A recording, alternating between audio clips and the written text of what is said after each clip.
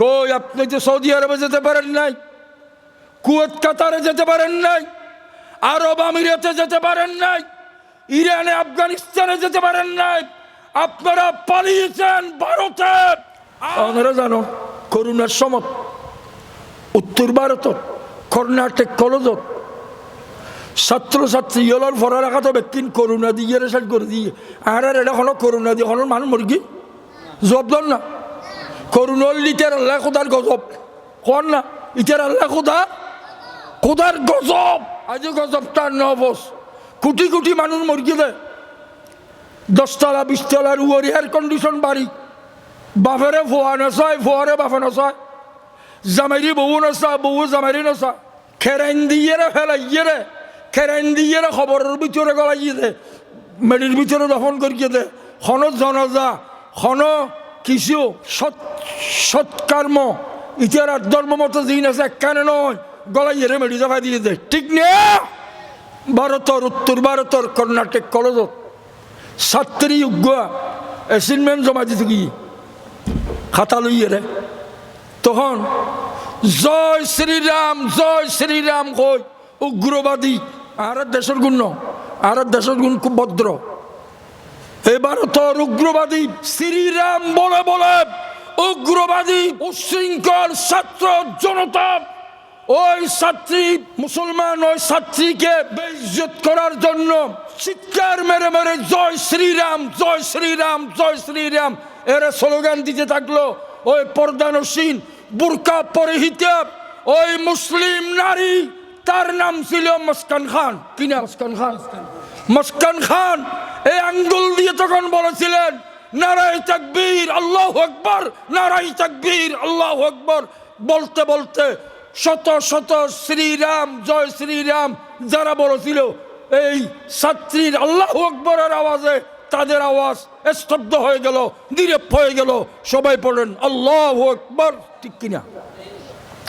বাংলাদেশের পার্লামেন্টের ভিতরে সাইদি সাহেবকে যখন একজন রাজাকার বলে চিৎকার দিলেন, কদিন আগে আর ভাবি তার আছে নয় ইয়ালোর খামাল উগ্র যদি মাতে দেয় কোরআন শরীফ বান্ধি ফেলে ইয়া উগ্র মাতিলে আর কত তো টনটনানি উড়ে, ঠিক নে? আর আর কেয়াল কম দা কদিন আগে যাই রাইতের একটা বা যা কত ওয়াজত তো আসছি সাইডে ইয়াল মাতের ইন্দি উগ্র মারতে আর 14 গোষ্ঠী হরে আছে ইয়াল ব্যাগ কোনে 100 মাতি উঠতে দেয়, ঠিক নিয়ে? সাইদি সাহেবকে রাজাকার বলে চিৎকার মারলো একজন। সংসদ অধিবেশন চলতেছে, পার্লামেন্ট অধিবেশন চলতেছে, সাইদি সাহেব তখন একা একজন মাত্র বাঘের বাচ্চা, সিংহের বাচ্চা, আল্লাহর বাঘ শহীদ সাইদি রাহমাহুল্লাহ তিনি বলেছিলেন আমাকে যারা রাজাকার বলে তারা হিন্দুস্তানের রাজাকার, ঠিক কিনা? সত্য প্রমাণই না। সাইদি সাহেব পড়ে হন বাংলাদেশত 16 পয়জনিং দি ইঞ্জেকশন মারি সাইদি সাহেবের 16 অন্য মানুষ অ্যাম্বুলেন্স তোলাইমে ফিজি হসপিটালের সামনে আসসালামু আলাইকুম রহমতুল্লাহ সালাম করিয়ে খতম ফরে গলা দি 7টা বাড়ি বসছে আর খতম বাজে 8টা 10 মধ্যে ঘোষণা করতে সাইদি সাহেব নাই, ঠিক নেই? আজকের এই তাফসীরুল কোরআন মাহফিল থেকে বর্তমান সরকারের কাছে দাবি জানাতে চাই বাংলাদেশের আরো 18 কোটি মুসলমান শহীদ সাইদি সাহেবের শাহাদাতের তদন্ত চাই, ঠিক কিনা? তদন্ত করে আইন অনুযায়ী তাদের বিচার করা উচিত, ঠিক কিনা? সংস্কারের বিরুদ্ধে কথা বলল, বিচারের কথা বলল, অনেক কথা বলা বলি শুরু করলো, চিল্লা পাল্লা করলো, আগামী 12 ফেব্রুয়ারি নির্বাচনের তারিখ ঘোষণা করলো। দুর্ভাগ্যের বিষয় সাইদি সাহেবের খুনিদের একজন আসামিকে এখনো গ্রেফতার করে নাই, ঠিক কিনা?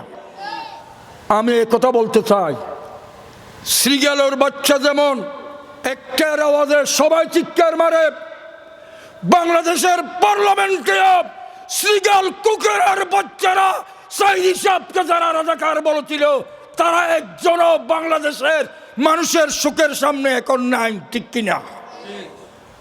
হয়তো তাদের দাদুর বাড়ি সাইদি সাহেব বলেছিল পালাবার জায়গা তোমাদের মামার বাড়ি ছাড়া কোথায়ও নাই, ঠিক কিনা? কই আপনি তো সৌদি আরবে যেতে পারেন নাই, কুয়েত কাতারে যেতে পারেন নাই, আরব আমিরাতে যেতে পারেন নাই, ইরানে আফগানিস্তানে যেতে পারেন নাই, আপনারা পালিয়েছেন ভারতে। আর পালানোর সময় সিলেটের ওই নদীর কিনারে জিবা সাইদি সাহেবের বিরুদ্ধে ফাঁসির রায় দিল খালা কি